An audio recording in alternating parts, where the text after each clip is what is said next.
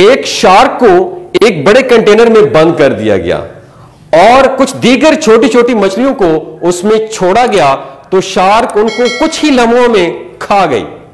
अब एमिली जो एक मैरीन बायोलॉजिस्ट है, उन्होंने तजुर्बे के लिए, एक्सपीरियंस के लिए उस कंटेनर को दरमियान में से एक शीशे की दीवार से दो हिस्सों में डिवाइड कर दिया। जब छोटी मछलियों को दूसरे हिस्से में छोड़ा गया तो शार्क ने पहले की तरह हमले की कोशिश की, मगर शीशे की दीवार की वजह से वो फेल हो गए। लेकिन वो बार बार कई घंटों तक शीशे से सर मारती रही, टकराती रही, लेकिन थक हार के उसने कंप्रोमाइज कर लिया, समझौता कर लिया। अगले दिन मैरीन बायोलॉजिस्ट एमिली ने फिर छोटी छोटी मछलियों को कंटेनर के दूसरे हिस्से में छोड़ा। शार्क ने फिर एफर्ट की, फिर कोशिश की, पर उसने इस दफा शार्क ने बहुत जल्दी हार मान ली। कुछ दिन मजीद यही तजुर्बा दोहराने के बाद एक दिन ऐसा भी आया कि शार्क ने एक दफा भी ट्राई नहीं की। यह देखकर एमिली ने अगले दिन वो शीशे की दीवार दरमियान में से बिल्कुल हटा दी।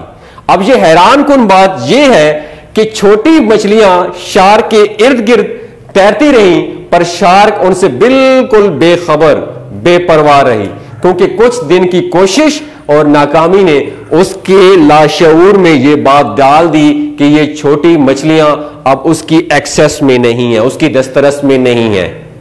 दोस्तों, ये कहानी आप लोगों से शेयर करने का सिर्फ एक मकसद है।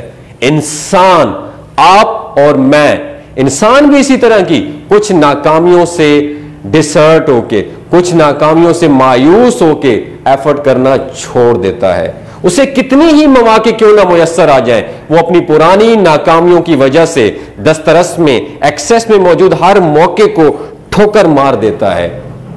याद रखें, कामयाबी को हर मुयस्सर मौके पर तलाश करें और कोशिश करना हरगिज ना छोड़ें।